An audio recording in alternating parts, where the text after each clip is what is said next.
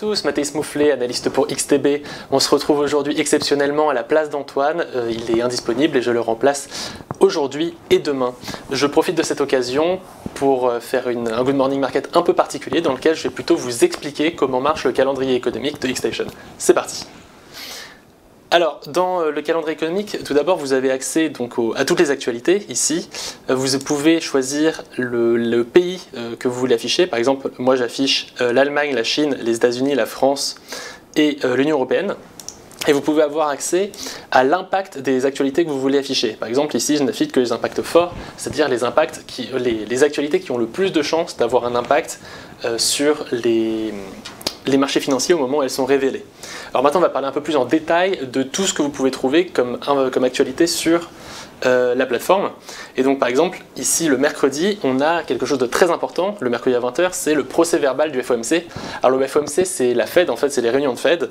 Il y en a tous les mois, et une fois tous les 2 mois, ils décident du taux directeur. Donc par exemple, ici on a un procès-verbal du FOMC, il n'y a pas de changement de taux directeur, ce sera affiché sur la plateforme sinon. Mais le mois prochain, il y aura peut-être un changement de taux directeur, en tout cas ils vont décider du taux, et dans ce cas c'est extrêmement important. Ça pourrait même être 4 étoiles tellement c'est important, parce que quand il y a un changement de taux, c'est une influence sur la bourse, c'est une influence sur le dollar, c'est une influence sur l'or, donc c'est quelque chose qu'il faut évidemment suivre.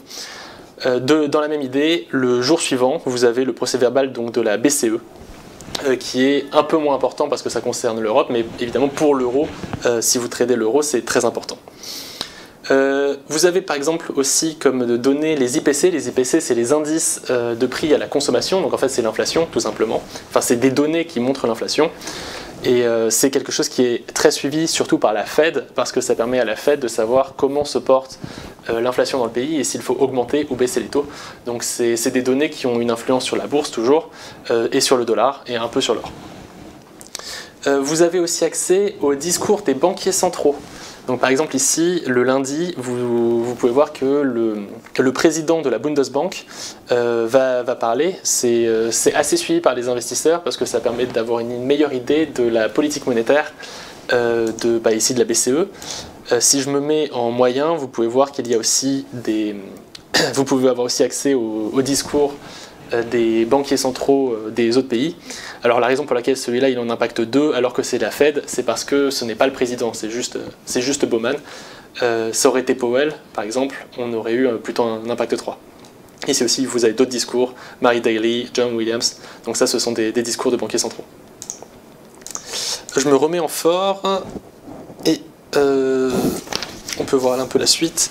Donc tous les jeudis, c'est quelque chose d'assez important, vous avez les demandes hebdomadaires au chômage, c'est très suivi par les investisseurs, parce que l'emploi est quelque chose dont la Fed fait très attention, et donc les demandes hebdomadaires au chômage sont évidemment très liées à l'emploi, donc ces données-là peuvent avoir une conséquence sur les prévisions de taux directeurs, et donc sur la bourse, et le dollar et l'or, évidemment. Maintenant, si je me mets le vendredi dernier, ça permet d'avoir accès à d'autres données qui sont aussi des données sur l'emploi, mais qui sont beaucoup plus suivies parce que celles-là, ce ne sont pas des données hebdomadaires, ce sont des données mensuelles, donc plus importantes. Et c'est notamment le taux de chômage américain en septembre. Donc tous les mois, vous avez accès au nouveau taux de chômage, le nombre de salariés privés, le nombre de nouveaux salariés privés et les changements d'emploi. Donc ça, c'est plutôt des données un peu liées. Si vous avez un doute sur ce que sont ces données, vous pouvez cliquer dessus et vous avez accès à une description assez précise de ce en quoi concernent ces données. Donc ça, ces 3 données-là, elles sont extrêmement suivies par les investisseurs. D'ailleurs, c'est ces données-là qui ont eu un effet d'optimisme très important vendredi dernier, parce que les investisseurs ont pensé qu'il y aurait un atterrissage en douceur du fait de l'emploi américain qui était extrêmement fort. Maintenant, si je me mets à mardi dernier, voilà, on a aussi accès, donc pour finir avec l'emploi, les données de job opening, donc c'est les nouvelles offres d'emploi, les ouvertures d'offres d'emploi tous les mois, et donc c'est aussi des données qui sont extrêmement suivies par les investisseurs, comme vous le voyez, l'impact est de 3. On peut rester ce jour-là, et maintenant on va passer à des données un peu plus industriel, vous avez les données PMI et ISM. Alors ici, ce sont les données PMI et ISM manufacturières. Il y a aussi les services qui ne sont pas ce genre-là, mais qui existent. Et donc dans ce cas-là, c'est des données où les entrepreneurs, par un sondage, disent ce qu'ils pensent de l'état de leur secteur. Et c'est des données qui sont un peu particulières à lire parce qu'il faut les lire dans le sens où si la donnée est en dessous de 50, ça veut dire qu'il y a une contraction par rapport à la dernière fois où cette donnée a été publiée. Et si la donnée est au-dessus de 50, alors c'est plutôt une expansion. Donc par exemple ici, la donnée est de 47,3, donc le PMI manufacturier est de 47,3, donc c'est-à-dire qu'il y a une contraction, d'autant plus que la valeur précédente était 47,9, donc était déjà en contraction. Donc on a deux contractions de suite. Ici, la prévision de 47 montre que en fait, c'était meilleur que prévu, même si on est en contraction. Encore une fois, ça a une influence sur la bourse, sur le dollar. Maintenant, si je me mets le lundi, ici vous pouvez avoir accès à la balance commerciale. Alors ici c'est la Chine, mais ça peut être n'importe quel pays. La balance commerciale, ce sont les exportations moins les importations. Si je me mets en moyen, on le voit. Pareil, ça a une influence plutôt sur la devise ici, du pays en question. Si je me mets le vendredi, maintenant on a accès au permis de conduire, de construire et aux mises en chantier. Donc là c'est plutôt des données sur l'immobilier, sur l'industrie, sur le nombre de logements qui sont construits. Donc là ça a plutôt des données, une influence sur le secteur immobilier et sur l'industrie. Le même jour, ici vous pouvez voir qu'on a accès au PIB. Alors là c'est une donnée extrêmement importante. Là ici c'est la Chine, mais vous avez aussi accès au PIB américain, au PIB français.